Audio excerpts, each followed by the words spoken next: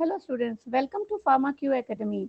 आज का टॉपिक है black particles in compressed tablet. इस video we will learn about systematic step by step root cause analysis to pinpoint exactly where this black particles are coming from and how to fix them permanently.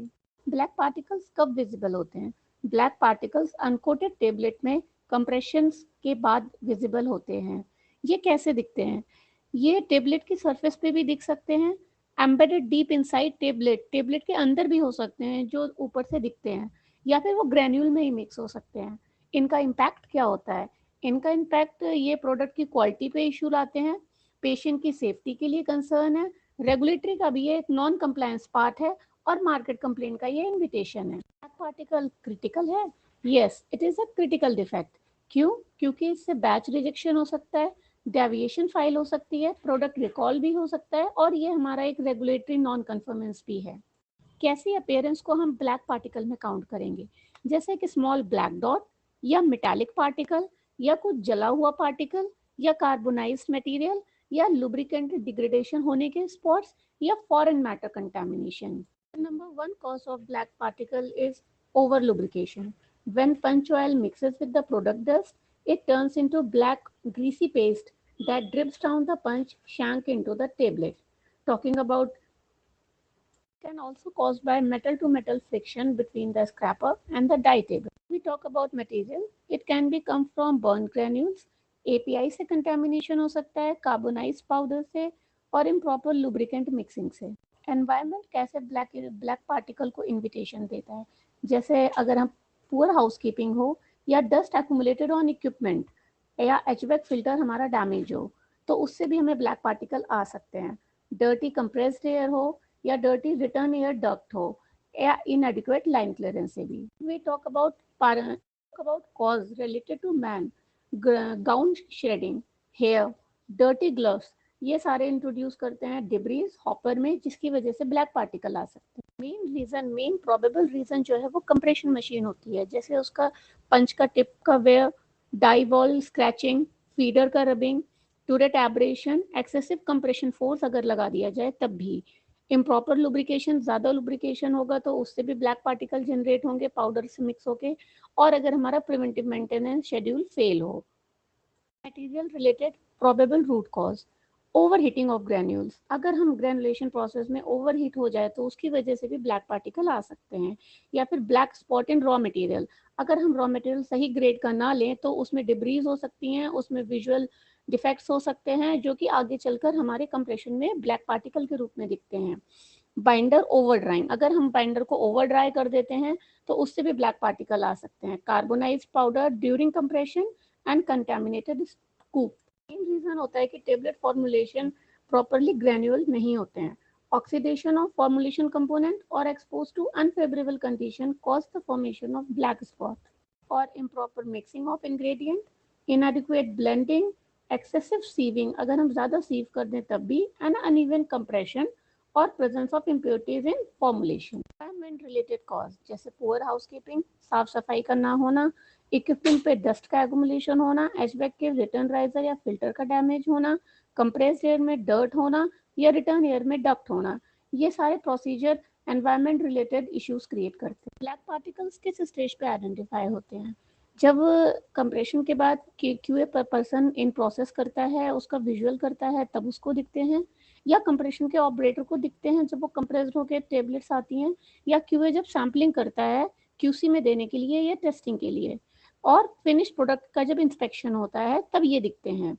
Complaint होती है, फिर उसका investigation होता है, तब दिखते हैं, या हम जब स्टेबिलिटी सैंपल के लिए सैंपल्स रिव्यू करते हैं तब इनका आइडेंटिफिकेशन होता है। What are the tools? Magnifying lamp, visual inspection booth, और metal detector. What is the first step of investigation? सबसे पहला स्टेप है कि आप कंप्रेशन एक्टिविटी को वहीं रोक दीजिए, क्यूए को इन्फॉर्म करिए, जो भी अफेक्टेड टेबलेट्स हैं, जितनी अभी आउटपुट निकला है उसको आप सेपरेट कर दीजिए। उसके बाद अपनी टेबलेट कंप्रेशन मशीन को इंस्पेक्ट करिए कि कहीं वहाँ से लुब्रिकेशन तो नहीं आ रहा, कहीं वहाँ से कोई रगड़ तो नहीं लग रही है, क्या क्या रूट कॉज हो सकते हैं कंप्रेशन मशीन के। उसके बाद एनवायरनमेंट कंडीशन को रिव्यू करिए, उसके बाद उसका एरिया का क्लीनिंग रिकॉर्ड चेक करिए कि बी टाइप क्लीनिंग हुई थी कि नहीं हुई थी। प्रिवेंटिव मेंटेनेंस का रिकॉर्ड चेक करिए। डाई पंच देखिए कि वो कहीं एब्रिव ना हो गए हो और रगड़ ना लग गई हो। और अपने ग्रैन्यूल्स को देखिए कि उन ग्रैन्यूल्स में तो ब्लैक पार्टिकल नहीं है।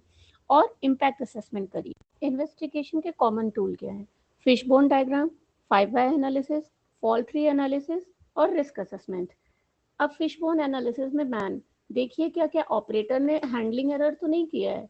मशीन में आप चेक करिए कि पंच का वेयर एंड टेयर तो नहीं है, मेटल तो कहीं से नहीं एब्रेशन होके आ रहा है। मटेरियल आप देखिए कि ग्रैन्यूल्स बर्न तो नहीं है। मेथड इम्प्रॉपर क्लीनिंग या क्लीनिंग का कोई इशू तो नहीं है। एनवायरमेंट देखिए कि डस्ट का कंटेमिनेशन तो नहीं है। Measurement inadequate inspection frequency check करिए। Second is 5 why analysis. Problem is the black particle observed in tablet. First, why? Metal particles generated during compression. Why? Punch tip was rubbing against die wall. Why? Punch alignment was improper. Why? क्या क्या probable root cause हो सकते हैं? Die और पंच का where and tear, या फिर improper lubrication, या फिर क्लीनिंग नहीं होना यानी कि मिसिंग क्लीनिंग वेरिफिकेशन, या उसका प्रिवेंटिव मेंटेनेंस का डिले होना, या डैमेज सीव मैश जिसकी वजह से रॉ मटेरियल के पार्टिकल्स यहाँ तक कैरी हो गए, या नॉन डेडिकेटेड टूल्स क्योंकि हम टूल्स कंटेमिनेशन हो गया, या इनएडिक्वेट ऑपरेटर ट्रेनिंग की ऑपरेटर की गलती की वजह से हो गया, उसने गाउन सही से नहीं पहना था, whatever be the reason. And last is improper line clearance. After identifying the RCH, what is the immediate corrective action? First, we have to stop the machine, then hold the effective batch, segregate the defective tablets, हमको tablets segregate कर देनी है, and replace the worn out dies and punches. Machine को reclean करना है, then re-inspect granules कि कहीं उसमें तो नहीं है, and then perform 100% visual inspection if required. What are the other actions? Replace the damaged tooling, re-clean the machine, retrain the operator, review the compression parameter, inspect the previous batch, and increase in-process check and cleaning checklist. What is the preventive action कि आगे आने वाले batches में black particle ना हो, इसके लिए हमें क्या प्रिवेंटिव एक्शन लेना है कि हमें टूल इंस्पेक्शन करना है हर बैच को स्टार्ट करने से पहले, कंप्रेशन और रूटीन पंच की पॉलिशिंग होनी चाहिए, कैलिब्रेशन एंड सर्विसिंग का एक शेड्यूल होना चाहिए, एनहांस लाइन क्लियरेंस होना चाहिए, एनवायरमेंट मॉनिटरिंग स्ट्रेंथन करनी चाहिए और वेंडर क्वालिफिकेशन का इम्प्रूवमेंट करना चाहिए जिसकी वजह से रॉ मटेरियल से कोई चांस ना रहे ब्लैक पार्टिकल के आने का. सो भी इन्वेस्टिगेशन हो गई, कापा हो गया. अब हम चेक करेंगे कापा का इफेक्टिवनेस. उसके लिए हम वेरिफिकेशन एक्टिविटी करते हैं.